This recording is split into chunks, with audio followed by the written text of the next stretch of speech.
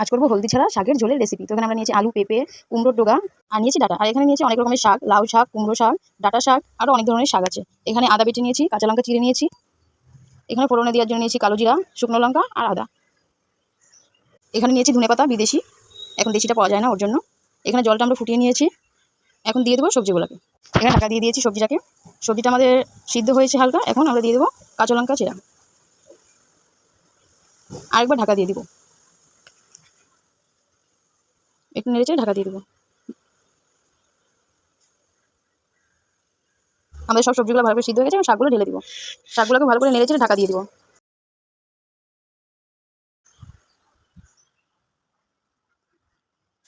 শাকগুলো আমাদের ভালো সিদ্ধ হয়ে গেছে, এখন ভালো করে ঘুটে দিব। এভাবে ভালো করে ঘুটে নিতে হবে, শাকগুলো যেন একটা আস্তে আস্তে না থাকে।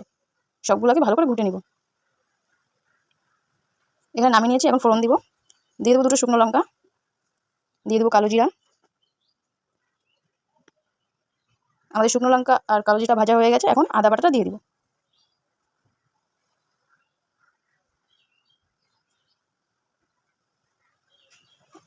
আদাটাও আমাদের ভাজা হয়ে গেছে, এখন শাকটা আমরা ঢেলে দিব। এখন ভালো করে ঘুটে নিব। তরকারিটা দেখতে ভালো হবে না, কিন্তু খেতে টেস্টি আছে। বাড়িতে একবার করে দেখবেন সবাই।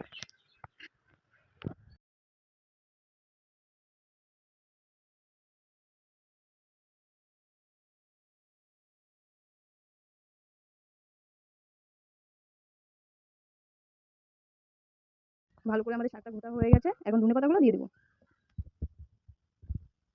আমাদের শাক রেডি, আমরা নামিয়ে নেব। কেমন হয়েছে সবাই বলো প্লিজ।